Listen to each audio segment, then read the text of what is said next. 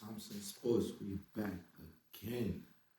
It is March 29th, 12:21 a.m. Doing a late episode. This is episode 3. So like, subscribe, comment, share, whatever. Any support is good support. Thank God for another day. We are here. We are blessed. Everyone is blessed, no matter what you're going through, you're blessed. So let's start it off with the rookies of the years. There's so many, I'm not gonna lie.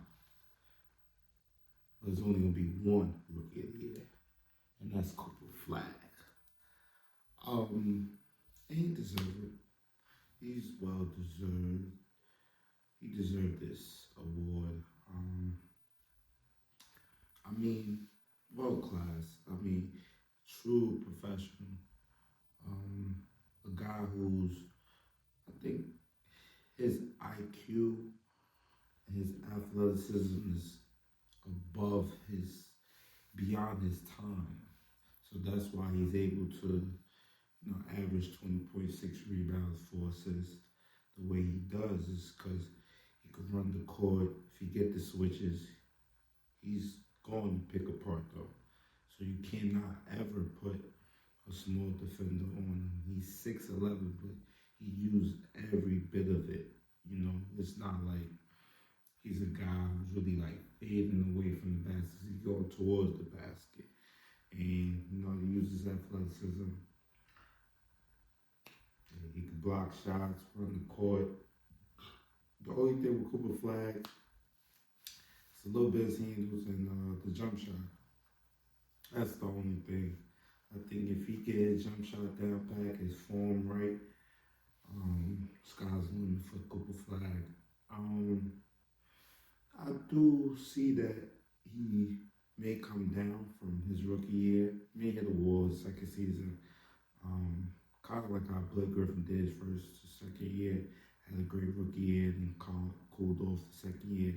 But then he's going to be an all-star. Probably first team couple times. Definitely good. I can see him going to the Hall of Fame. He's just one of those guys. He know how to play ball. He play the ball. He play ball correctly. He doesn't do anything stupid. Doesn't take ill-advised shots. Play with his team in. So you just can't be mad with Cooper Flag. But my rookie of the year is KNICKS from Charlotte Hornets. Man, the boy is shooting it. And I watched him in Duke last year. I seen it. But, now, in the NBA, got a lot more possessions. Him playing with LaMelo Ball, Brandon Miller, Miles Bridges. The court's wide open. And with him he's one of the main reasons why it's wide open. LaMelo stretches it out deeper as far as he takes further threes from Khan. But Khan is just dead eye. One of the coldest three-point shooters we've seen just coming into the NBA thus far. Every shot looks good because his feet is set, square, arms. Everything's like a veteran. Someone been in the league for 10 years shooting the ball. And it's very impressive. And that's not the only thing he could do. He could rebound the ball. He could pass the ball. He could also drop the ball. Khan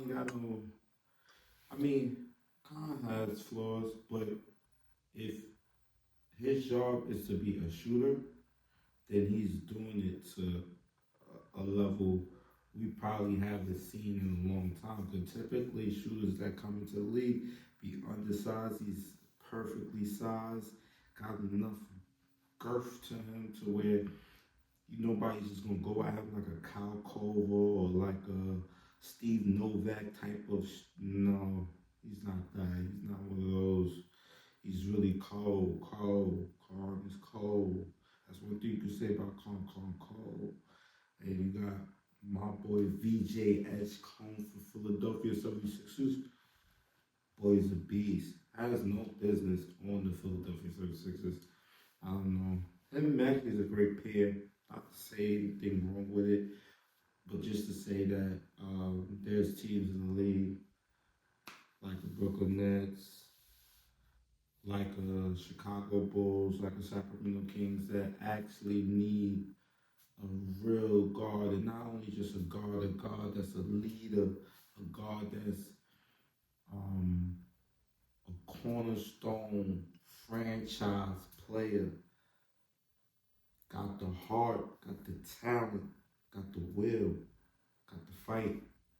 That boy got. I mean, when I watch him play, I don't see no rookie at all, and you could say that for. I mean, a little bit of you could see a little bit of rookie, but not too much. But Khan, him, VJ, and Ace, it's not much signs of rookie. Like, it doesn't look like this their rookie season. VJ Edgecombe is beyond the sign. I mean, like I said, he should be on Philly, should be carrying the team. But with him and Maxey, they should be dangerous for years to come. Something like we've never really seen, like a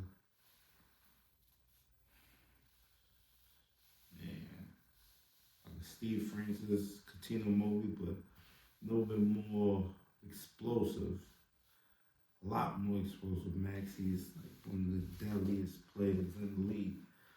And then you got VJ Escombe that's just right there. Jump shot maybe you could say that's his flaw, but he could shoot. So if there is any flaw with VJ Escombe, it's all about putting on some more strength to where he could, back a dude down. That's where I know he wants to do it a lot more, especially if you get a little tired, just 1, 2, turn around, boom. And then that just with a little bit of weight, and timing. But let's talk about Ace Bailey. And VJ Escombe is averaging 16.6 rebounds forces. Ace Bailey from Utah Jazz. Cold blooded. I mean, Ace is giving me baby Durant vibes. Like, he's giving me baby KD. Not KD to, like, so many signs. I mean, KD, the way KD shoot is not the way Ace shoot.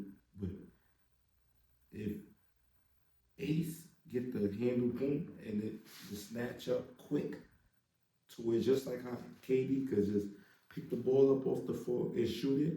That's the only thing with Ace. Ace got to do a little and then shoot. But my boy, super cold. I think Colin cold, VJ cold, Cooper cold, Ace more colder than all of them. He's the truth.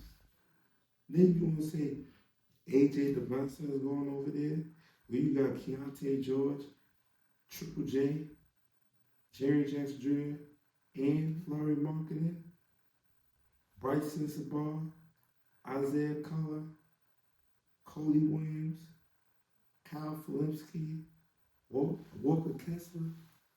They loaded.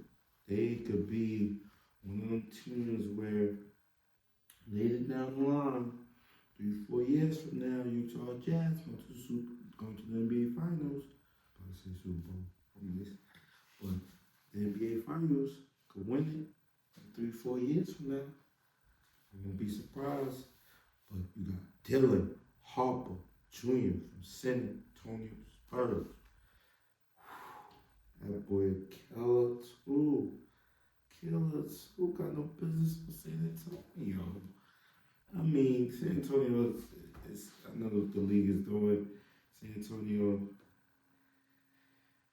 is on the cusp of really going to the finals. Like their first trip to the playoffs, like really serious trip to the playoffs. I think with adding Dylan Harper, you just make them 10 times dangerous. This guy has no business over there. He should be carrying a team with another piece, young piece, him, boy Cole. left-handed bandit. Got no flaws to this game. There's really nothing he got wrong. Like, you just haven't seen his best yet to come. Then you got Derek Queen from New Orleans Pelicans with Jeremiah Fairs. And you got Sion James from Charlotte Hornets. That's another rookie. Capital for the top performances this year for rookies. I believe this is a great rookie class. This is probably top 5, maybe dragging, but maybe top 5 later on in life. Definitely top 7 best NBA drafts of all time. It's one I'm gonna look back and see probably 4, 5, 6 superstars, maybe 3 superstars, 4 superstars. That makes it a really great draft. So let's talk about the New York Knicks. The New York Knicks. All right, is it time to bench Mikal Bridges?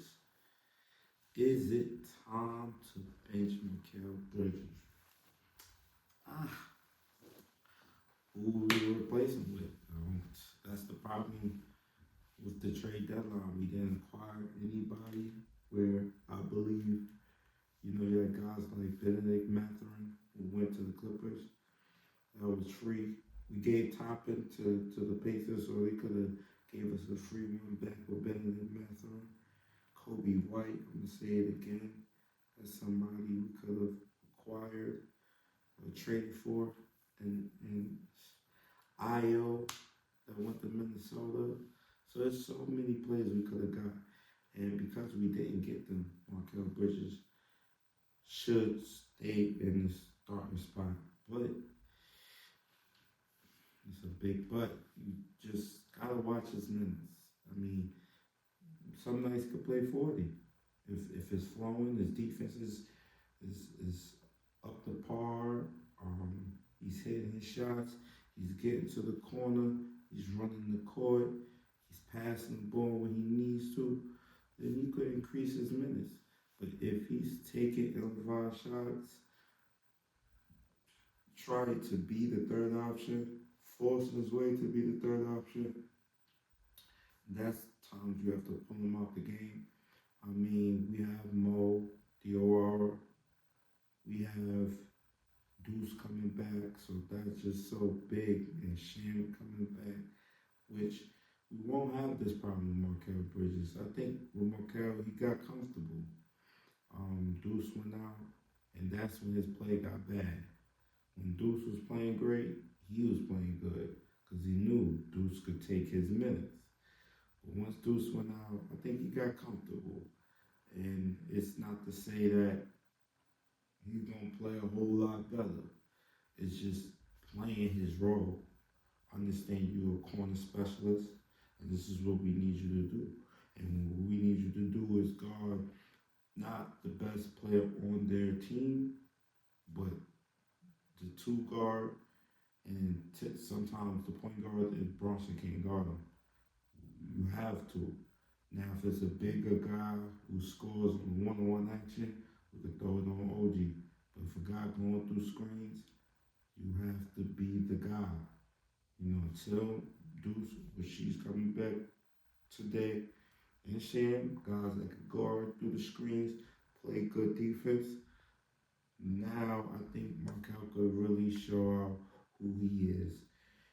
When Deuce is out, Sham is out, those guys chase. They chase. And what I mean by chase is actually follow their man. And when you're guarding a guy like a guy who's coming through 2-3 screens and things like that, like a Stephen Curry or even Tyrese Maxey, when he's coming out here and they set that screen, that's not a good look for the Boston. So those are the guys that typically do Sham guard, and Mikal had to guard all of them, and I don't think that was even good for him. I think once you put that ownership on him that he has to be that marquee defender, it takes away from his game, because he's really 50-50. He's a good defender, good offensive player, decent defender, decent offensive player. so let's talk about Jalen Bronson and Cat and why they must learn to play together if they want to win the championship. It's the only possible way for Bronson and Cat to win the chip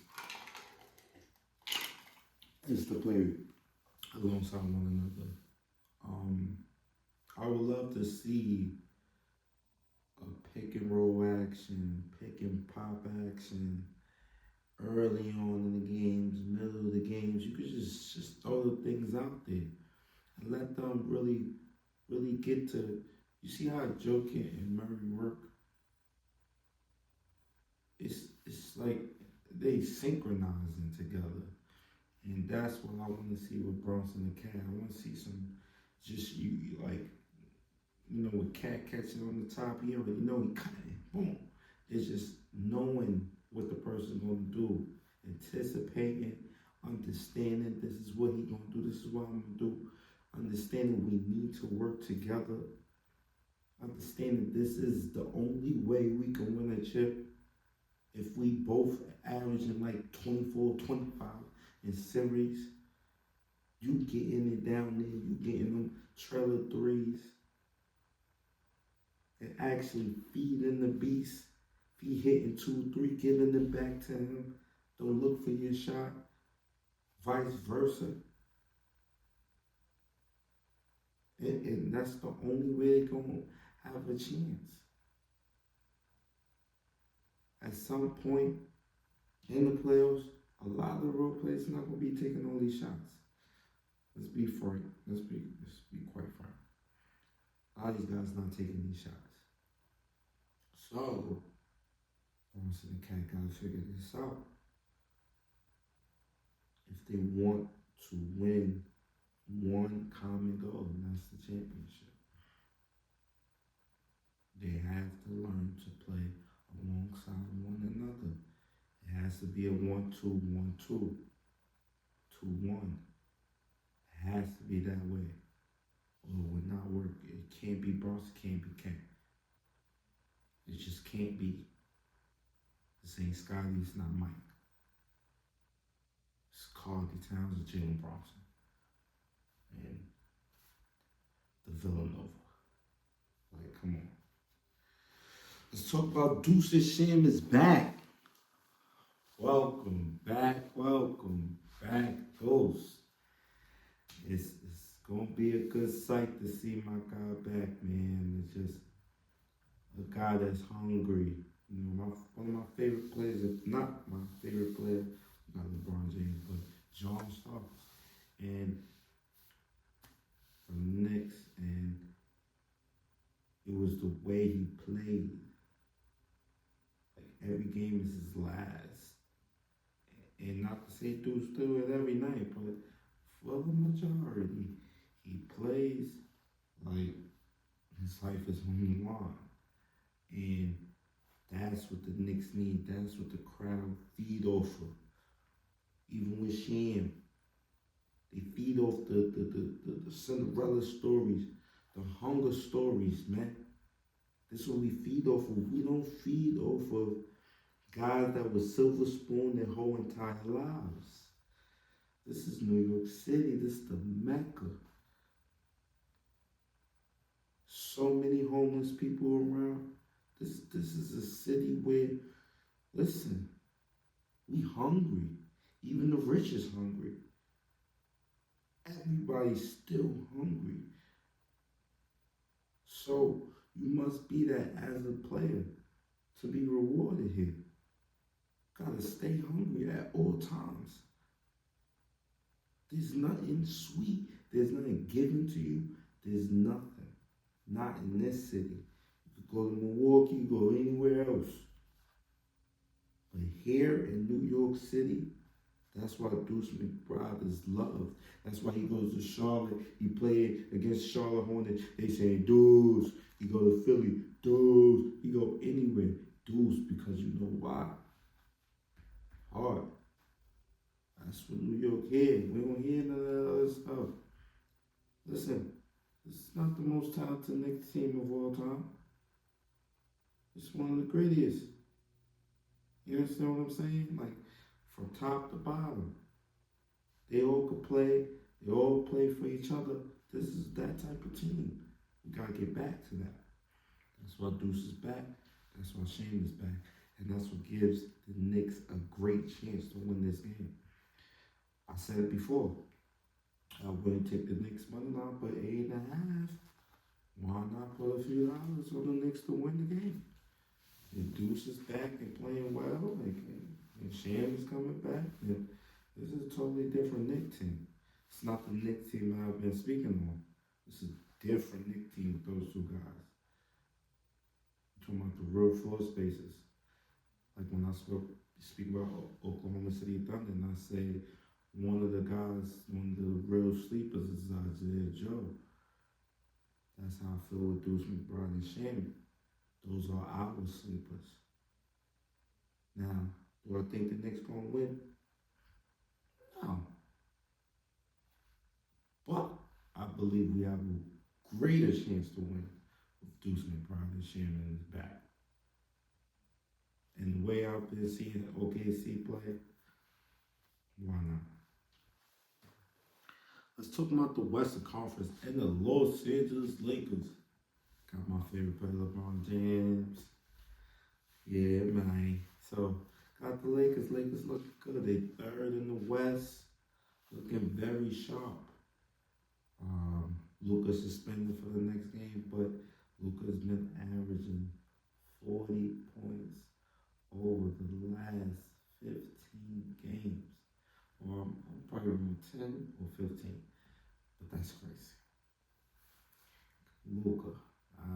Let's start off with LUKA. When I watch basketball, when I watch LUKA make me reconsider things, make me think of things. Like, what the fuck am I watching?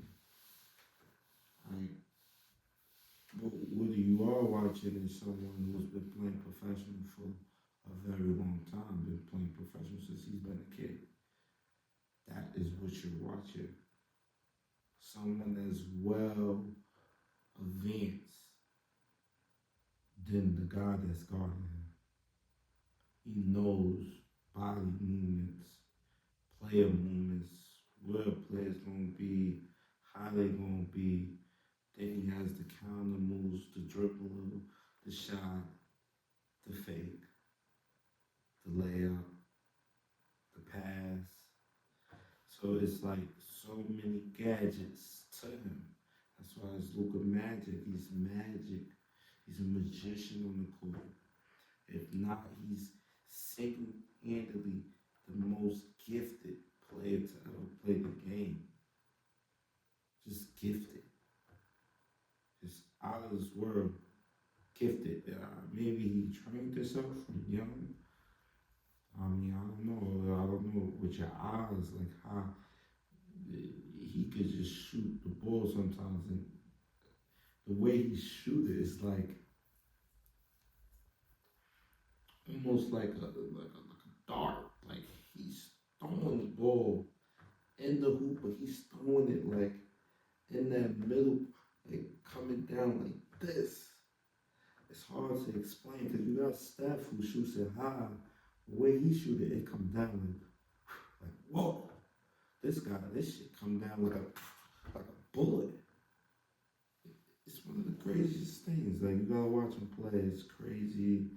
It's spectacular. It's everything. But LUKA got his flaws. He complain a lot. He go for the pump fake too much, where he'll even fuck up his own shot. So there's a lot with LUKA. But eventually I think LUKA would get it and figure it out. Once LeBron is going, he'll figure it out and possibly win a championship for the Lakers in the future. But let's talk about this year. I see the Lakers possibly getting to the second round. You know, with LUKA, Austin Reeves, and LeBron. With those three guys, I think eventually you're going to play teams like Oklahoma City Thunder or even Minnesota will give you props because we have no one to guard Anthony Edwards. Yeah, you would say Marcus Smart, but when, when they set that screen and they get a switch and it's Luka on them or Olsen on them, he's going at those guys, and it's just like a two count the basket, you know. So you got your matchups. Lakers just have to be matched up with the right teams to get far in the playoffs. For me, you know, I think if they see the Rockets in the first round, they can advance to the second round. Then you will play San Antonio in the second round. See that right there. That right there. The San Antonio Spurs, I don't see them. They would run right past the Lakers.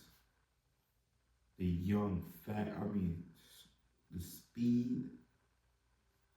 Let's not even talk about that. Let's talk about Bronny James. Got his first father-son assist. And that wasn't the least impressive thing. The most impressive thing is that JJ really actually gave him a shot when he really deserved it. I think Bronny is way better than what they even thinking he is. I think a lot of it comes, he's LeBron's son.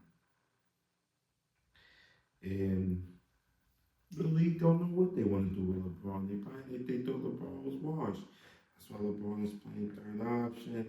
He's out there just roaming around, just barely touching the ball, just acting like he's not good, but still is good. And the league wasn't expecting him to be dunking like this, taking over games, doing whatever he wanted to do. So, and I think Bronny's being punished by this. Because to be honest, the kid is really raw. He's cold-blooded. What's wrong with his game? I mean, to be honest, the players that I be seeing playing on the court, he's better than a lot of them. Just be honest.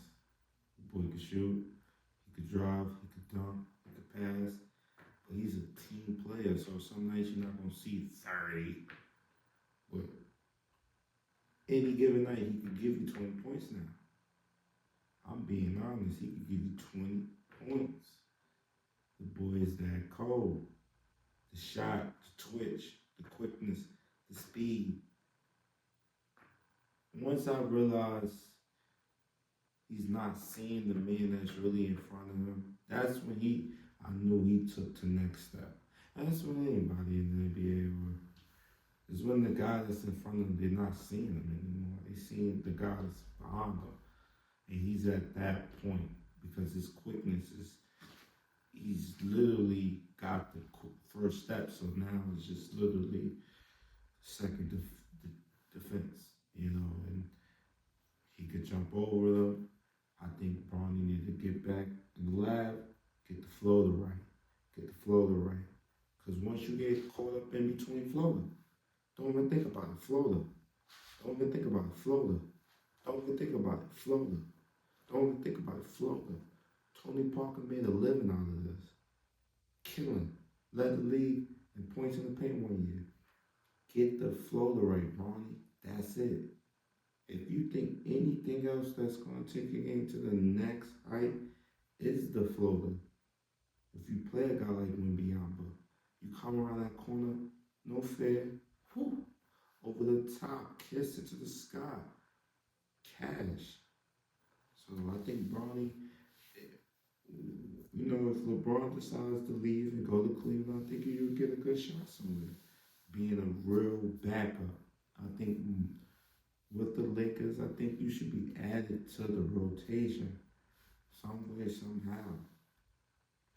Because if we are playing someone where they going at us, put Bronny on them. Full court press him. Allow him to use his athleticism and quickness. He got 6 fouls. Use it. And then hit a couple shots if you're still in the court to do it. You know, crowd go crazy when you hit a shot. So why not even use that to your ability? But don't sabotage it. Because that's what I'm seeing. You play, but then the team It's not the right lineup to be sustained. Another guy's getting torched, so his plus minus not looking too good. You pull him off. I see what you're doing. Put the right lineup with him because he's very small. So put all the big guys with him that can play defense and a couple of guys that can shoot, and let him run. Let him be a part of that action. Let him get 6-7 minutes a game. So find 3 minutes in the first, 3 minutes in the second. Find it. It could be a 2-minute here, 2-minute here. You can find it. And just to put him in to glitch things up. But we are talking about one-on-ones and who is better in this league. We getting tired.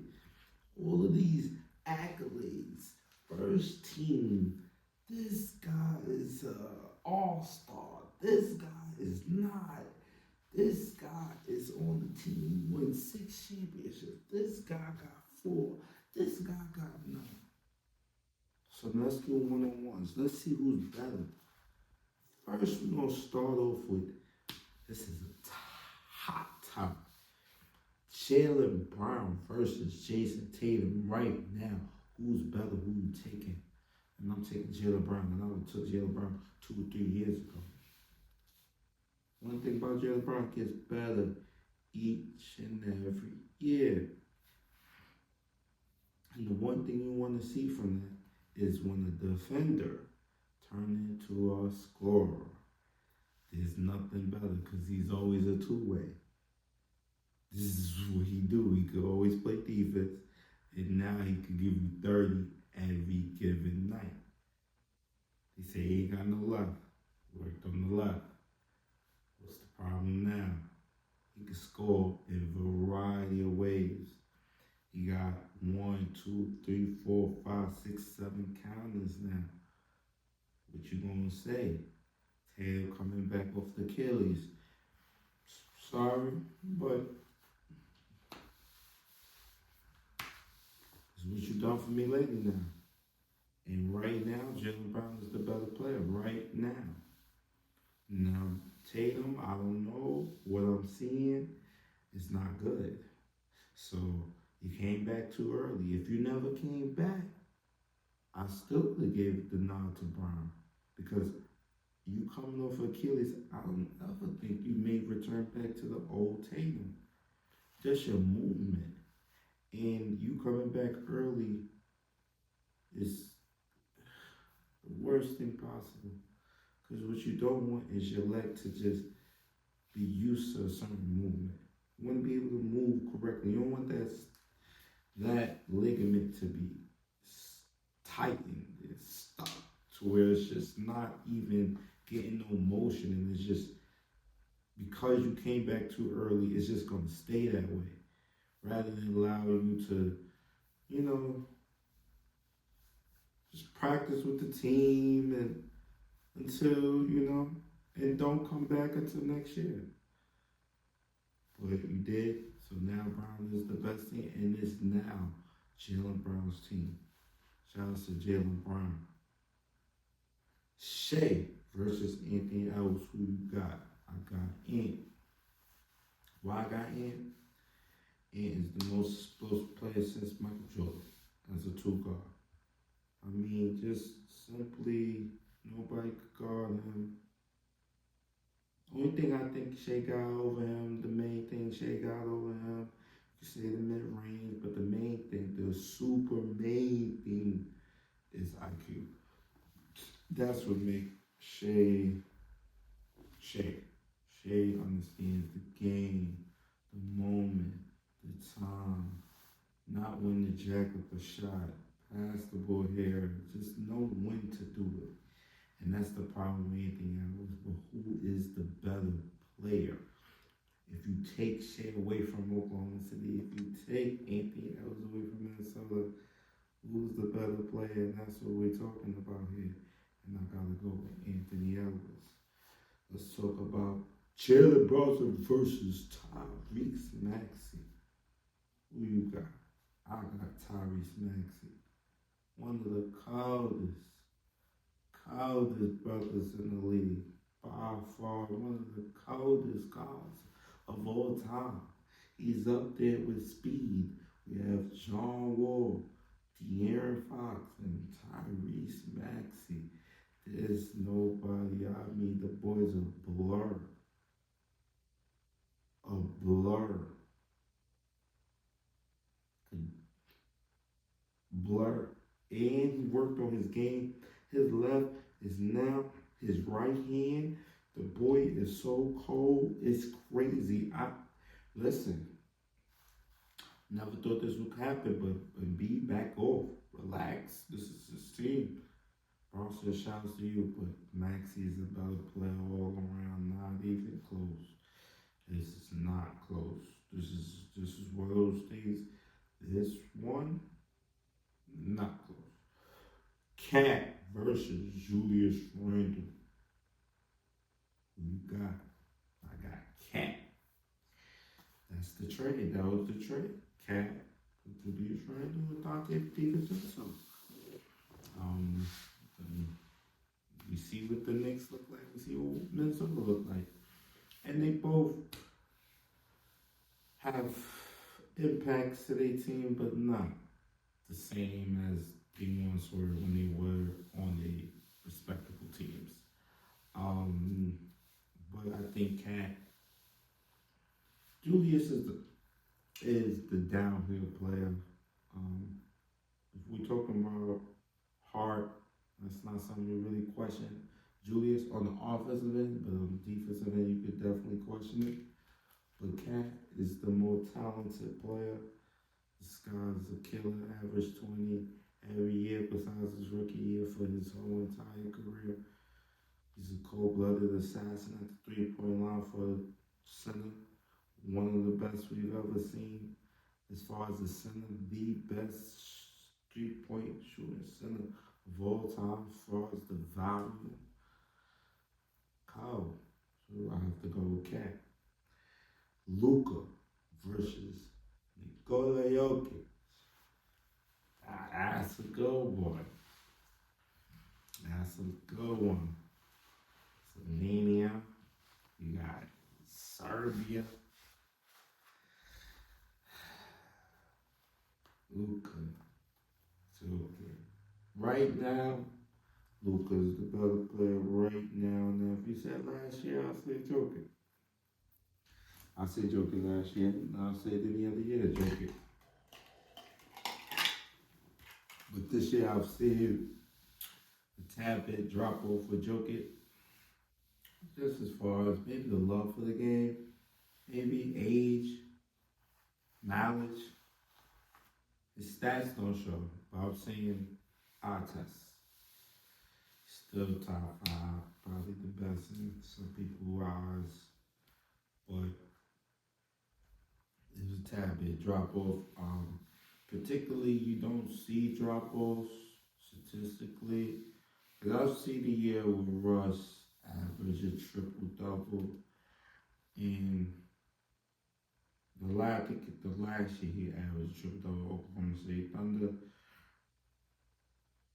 He was falling off a bit, but statistically, you could make things look good.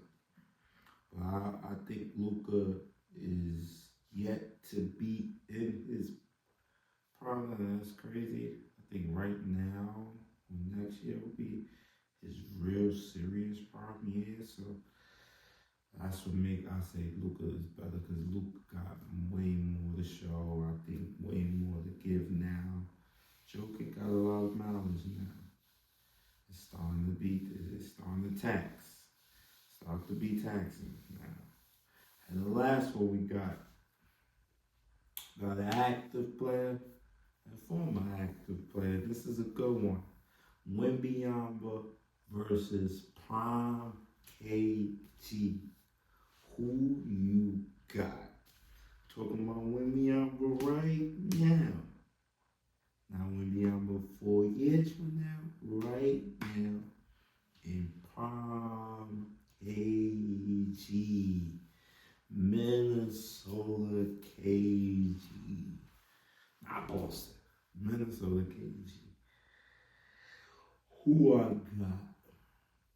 I'm going to say tie. This one is a tie. I would never give a tie, but I think both their hearts is so enormous, no homo, like, it's just, they play ball like a little guard like me. Like, will cry if you lose, but not cry like in a way like you so bitter or nothing, but just like, did I give it my all? Did I give it my all? And those type of players like Wembyama and KG, they give it their all, man. They the coldest power forwards to ever lace up the shoes. And you got Tim Duncan. He's the fundamental. I'm talking about cold niggas. Put them on any team. Anywhere, drop them off in the middle of nowhere. They'd be something. That's the difference. Tim Duncan was on the Spurs, but if you say, take Tim Duncan, take KG off the Minnesota Wolves, take Tim Duncan off the Spurs, drop them off anywhere else, I don't think Tim Duncan would have had the career he had, and I think KG would have had a better career if he wasn't in Minnesota. So, KG, Wembyama, the two top power forwards we will ever see in this game. You have your Charles Barkley's, and he's cold as fuck. Now I'm gonna take KG and Wembyama because Wembyama is coming. The way Wembyama play defense and offense, and this is why I'm saying the best power forwards, because it's two-way. Offense, defense is what we talking about here. Not just talking about scoring here. Talking about real, live, game, action, real work being put in, non-statistical stuff, that stuff. We look in the box score. We don't have to look in the box score to see what Wembyama has done or what KG has done. I'm not looking in the box score like, oh yeah, Wembyama is 7 o'clock. I saw that shit. And I saw that shit. That's the difference. There's a difference, and I'm done after this. This has been a great episode, great episode. But there's a big difference between a player. You have to look at the box score and check and see what they had, comparison to what you've seen and what you know they had. There's two different stats here. They can manipulate stats in ways you get bored.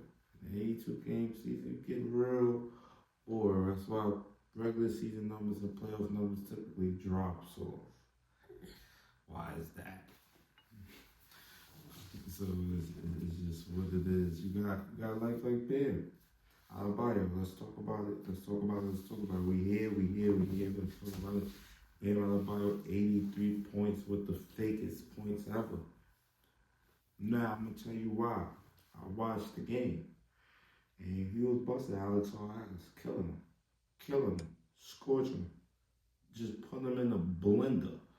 I mean, he dropped about 56 that point on Saw. Just on Saw. But the thing is this, why would Washington leave Saw by himself for that long? Why not double? Why not see if somebody else can make another three? So it was so many reasons. I'm not like, if he was scoring it over two guys and he was red hot, I would have said, good. I say, for what I watched, he scored 66 points. 17 of it, fake. It was fake. He scored about 66 points. So, Bam, clap, applause to you, 66. 83 was fake. It was fake. And fake meaning, if Washington wanted to do anything else to stop it, they could have, and they didn't do it. They didn't even attempt to do it, try to do it, wanted to do it. They just kept playing smaller and smaller and smaller. So, The league got to clean it up. Pat Riley, that was a bad job there. Eric Spoelstra, Merlin, Pat Riley, just that is his team. That's not yours. You understand what I'm saying? Like, just like with Leon Rose and Mike Brown, it's people. It's like when you work a job, man, you got bosses. Got bosses, and some bosses will let you dictate what the task is that they. Then some bosses, tell you what to do and you want to do it. And I think that's just one of those things, man. But here's episode 3 coming to an end. It's been a beautiful episode 4 later on today. Listen, I'm coming back to back. Cause, man, this is my passion. I always wanted to be a sports analyst, do it for free. Free 99, and I love it. Subscribe, like, comment, share, show love, show support, keep God first, love yourself, love others, take care, and just keep supporting me, man. I'm just gonna keep growing. I'm starting this very small, very small. It's just raw, real, just content. There's no gimmicks, there's no filters, there's no AI, there's no tricks here. This is all up here. I got a list of what I want to talk about, but everything is up here. And we going, we flowing. We keep giving you content in your face, until you subscribe and you say that I want to hear this in the morning. I want to, you understand? I want to be your Stephen A. But the real, I want to be that to you. I don't want to be him. I don't want to be nobody in this world. Nobody. But I'm just saying, I would like to be your sports radio talk show for the day and every day. And your night talk. And your midnight talk. Whenever you stress and you just want to hear some basketball, some real talk, or whatever, we're going to do more and more. This is just a step. We can get into mental health. We can get into fitness. We can get into lifestyle. We can get into eating well, juicing, you name it. Just allow me to grow. Allow me to keep showing you that black people just can continue to keep growing. We're such powerful people, and everyone is powerful. I'm just speaking to my people for 1 second. I love you all. I cater to y'all. Listen, I'll die for my people. So at the end of the day, love yourself, love others, and we love the world. We hate no one, no man, no woman in this world. Peace, love, keep God first. Love your neighbor, love yourself, love your parents, love everyone. Peace. We are out. Episode 3 over.